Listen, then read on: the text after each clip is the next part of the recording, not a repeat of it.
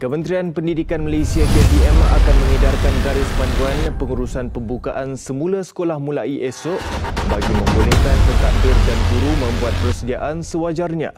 Menteri Kanan Pendidikan Dr. Muhammad KPM telah mengadakan perbincangan secara mendalam dengan Kementerian Kesihatan Malaysia KKM dan Majlis Keselamatan Negara MKN berkaitan dengan pembukaan semula sekolah. Jadi garis panduan tersebut kita telah siapkan bersama dengan KPM, dan apa yang pasti ialah kita boleh tambah baik garis panduan tersebut mengikut keadaan semasa. Tetapi semalam saya ada berpeluang untuk ke sekolah juga melihat pada pelaksanaan.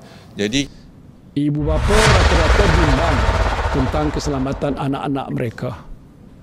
Saya pun ada cucu yang bersekolah.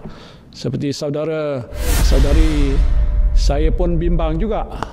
Semua orang sayangkan. Ibu bapa tidak perlu risau menghantar anak mereka ke sekolah selain perlu memainkan peranan mendidik anak-anak mendisiplinkan diri. Sekurang-kurangnya dengan sentiasa mengamalkan penjarakan. Selamat datang diucapkan kepada para pelajar yang bakal menduduki ujian sijil pentaksiran Malaysia. Dalam video ini kami akan menunjukkan simulasi pergerakan masuk dan keluar di sekolah sempena pasca COVID-19.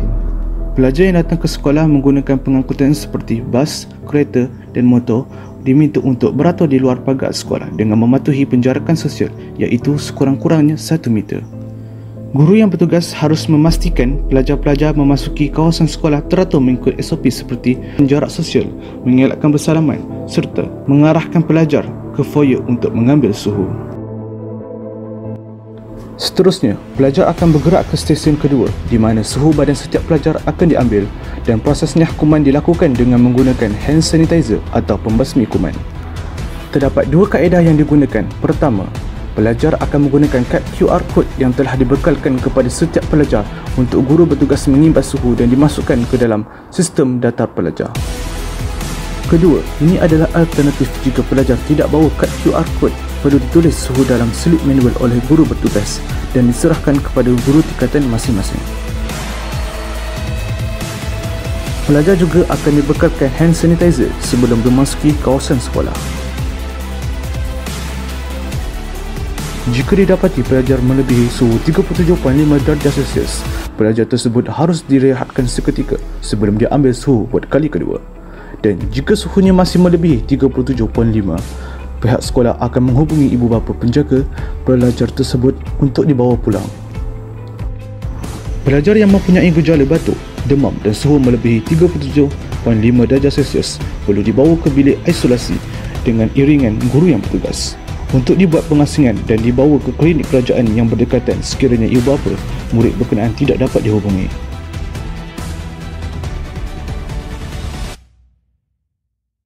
Pelajar yang bergejala dan sakit harus diasingkan di dalam bilik isolasi sementara menunggu ibu bapa membawa mereka pulang. Sekiranya serius, pelajar akan diarahkan untuk melakukan pemeriksaan lanjut di hospital berdekatan atau di klinik terdekat. Sekiranya pelajar tersebut mempunyai alahan dengan hand sanitizer, tempat basuh tangan disediakan kepada pelajar. Pelajar harus mencuci tangan sekurang-kurangnya 20 saat dengan menggunakan sabun yang telah disediakan dengan kaedah cuci tangan yang betul.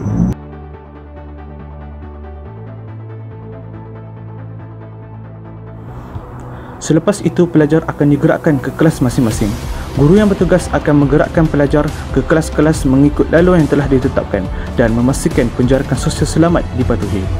Anda juga boleh melihat pelan laluan dan kelas yang dipaparkan di dalam video.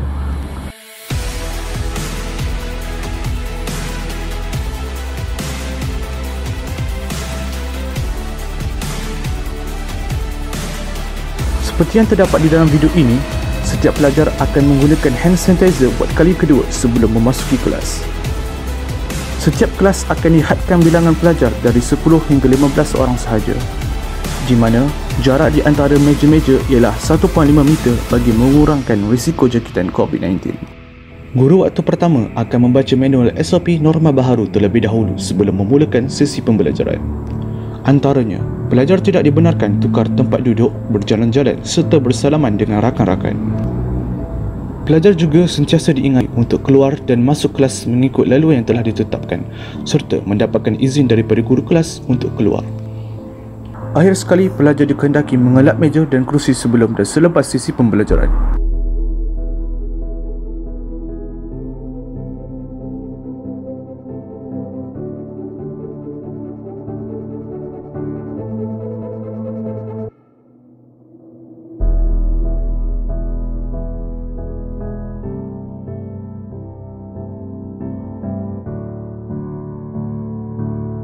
Guru bertugas kantin akan mengambil makanan di kantin bersama ketua tingkatan kelas masing-masing. Guru bertugas kantin juga akan menunggu 5 minit lebih awal di luar kelas.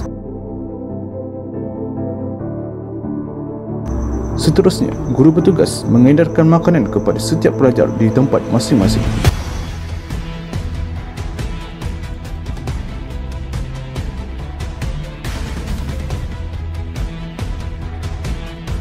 Setelah habis makanan, pelajar secara bergilir-gilir untuk membuang sampah atau sisa makanan ke dalam tong sampah.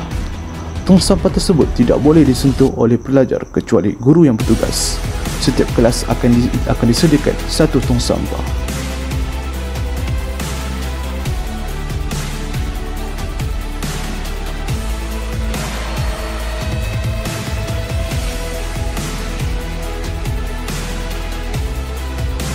Setiap tandas akan dipantau oleh guru yang bertugas supaya tiada perhimpunan pelajar berlaku.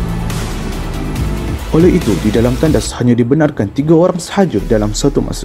Selebihnya akan beratur menunggu giliran mengikut garisan yang telah ditetapkan.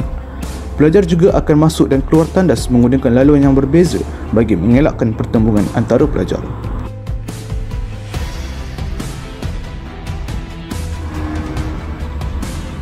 Setelah tamat persekolahan, pelajar akan diarah keluar dari kelas mengikut giliran.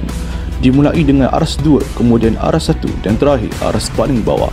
Di sini, guru bertugas akan memastikan sistem pengaliran kelas supaya tiada pertembungan. Apabila pelajar turun ke bawah, guru bertugas akan memastikan dan mengarahkan pelajar mengikut laluan yang telah ditetapkan.